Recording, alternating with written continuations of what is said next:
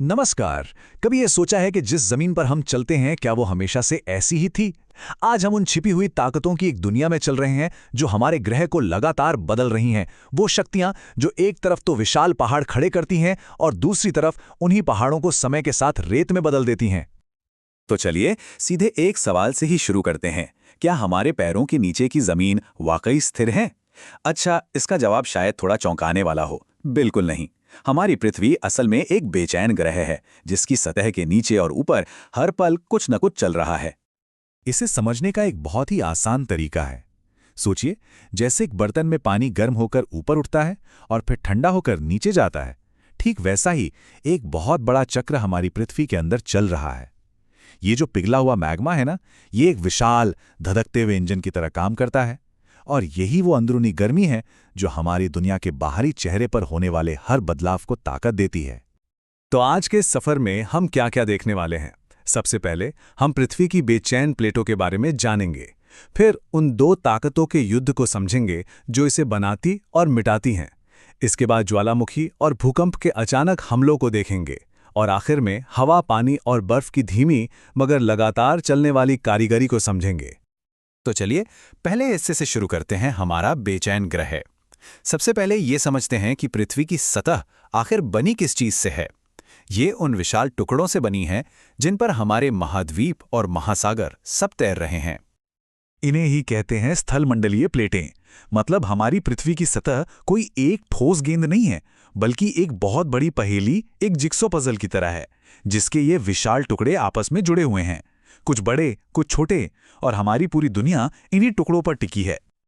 और सबसे हैरान करने वाली बात तो ये है कि ये प्लेटें रुकी हुई नहीं हैं, ये लगातार खिसक रही हैं। हाँ, इनकी रफ्तार बहुत ज्यादा धीमी है, लगभग उतनी ही जितनी तेजी से हमारे नाखून बढ़ते हैं।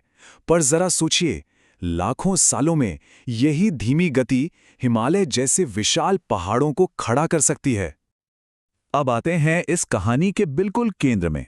हमारी पृथ्वी का चेहरा दो विरोधी ताकतों के बीच चल रही एक कभी ना खत्म होने वाली खींचतान से बनता है। एक शक्ति जो जमीन को ऊपर उठाती है और दूसरी जो उसे लगातार घिसकर मिटाती रहती है। इन ताकतों के दो मुख्य समूह हैं। पहली हैं अंतरजनित शक्तियां, मतलब जो पृथ्वी के अंदर से पैदा होती हैं, और दूसरी हैं बहिर्जनित शक्तियां जो सतह पर काम करती हैं, जैसे बहता पानी और हवा। एक का काम है बनाना और दूसरे का मिटाना। तो देखिए, ये शक्तियां काम कैसे करती हैं। जो अंदरूनी बल हैं वो या तो भूकंप की तरह अचानक से आते हैं या फिर पहाड़ बनाने की तरह बहुत ही धीमे होते हैं, और वहीं जो बाहरी बल हैं वो कटाव और जमाव के जरिए जमीन का रूप बदलते रहते हैं। अब बात करते हैं पृथ्वी की अंदरूनी ताकतों के सबसे विस्फोटक रूप की। ये वो घटनाएं हैं जो पलक झपकते ही किसी जगह का नक्शा बदल सकती हैं और अपने रास्ते में आने वाली हर चीज को तबाह कर सकती हैं। ये है एक ज्वालामुखी। असल में ये जमीन की सतह में एक ऐसी दरार है जहां से धरती के अंदर का पिघला हुआ पत्थर यानी मैग्मा जबरदस्त दबाव के साथ बाहर फूट पड़ता है।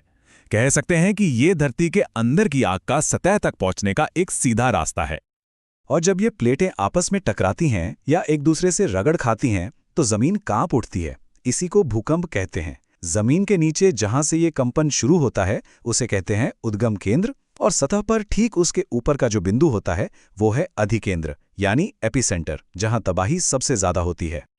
तारीख थी 26 जनवरी 2001। भारत का भुज शहर एक जबरदस्त भूकंप से दहल गया। रिएक्टर स्केल पर इसकी तीव्रता थी 6.9। ये सिर्फ एक नंबर नहीं है, ये एक शहर को मिटा देने वाली ताकत का पैमाना है। और ये है उस ताकत का नतीजा। ये तस्वीर दिखाती है कि कैसे कुछ ही पलों में एक पूरा शहर मलबे के ढेर में बदल सकता है। स्कूल, घर, जिंदगियां, सब कुछ खत्म। ये एक भयानक याद दिलाता है कि पृथ्वी की अंदरूनी शक्तियां कितनी जबरदस्त हो सकती हैं। इसलिए तैयारी रखना बहुत जरूरी है। भूकंप के समय किसी मजबूत मेज के नीचे या कमरे के कोने में छिपना चाहिए। आग और खिड़कियों से दूर रहना चाहिए, और सबसे जरूरी खुद भी जागरूक रहना चाहिए और दूसरों को भी जागरूक करना चाहिए। चलिए, अब हम उन शक्तियों की ओर बढ़ते हैं जो धीमी हैं लेकिन लगातार काम करती हैं। ये हैं बहिर्जनित शक्तियां जो हजारों लाखों सालों में हमारी दुनिया को तराशती हैं, एक मूर्तिकार की तरह।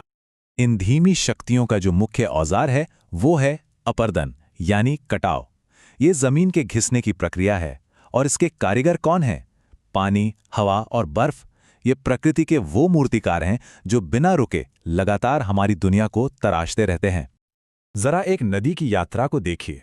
जब नदी किसी खड़ी ढाल से गिरती है तो ये जलप्रपात बनाती है, जो कटाव का एक बहुत ही शक्तिशाली रूप है। लेकिन जब वही नदी समुद्र तक पहुंचती है तो उसकी गति धीमी हो जाती है और वो अपने साथ लाई मिट्टी को जमा करने लगती है, जिससे डेल्टा जैसे उपजाऊ मैदान बनते हैं। मतलब बनाना और मिटाना एक साथ चलता है। समुद्री लहरें भी कुछ कम नहीं हैं। वो लगातार तटों से टकराकर उन्हें आकार देती हैं।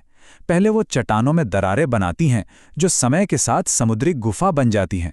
जब ये गुफाएं आर पार हो जाती हैं तो सिर्फ छत बचती है, जिसे तटीय मेहराब कहते हैं। और आखिर में जब छत भी टूट जाती है तो सिर्फ दीवारें बचती हैं, जिन्हें स्टैग कहा जाता है। और ये हैं हिमनद यानी ग्लेशियर। इन्हें बर्फ की नदियां समझिए, जो बहुत ही धीमी गति से बहती हैं और अपने रास्ते में आने वाली हर चीज को खरोचकर अपने साथ ले जाती हैं। जब ये पिघलते हैं तो पीछे छोड़ जाते हैं चट्टानों और मिट्टी का ढेर, जिसे हिमोड़ कहते हैं। और आखिर में रेगिस्तान में हवा ही मुख्य मूर्तिकार है।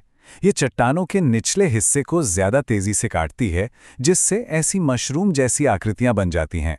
और जब यही हवा थक कर अपने साथ लाई हुई रेत को गिराती है तो विशाल रेत के टीले यानी बालू टिब्बे बन जाते हैं।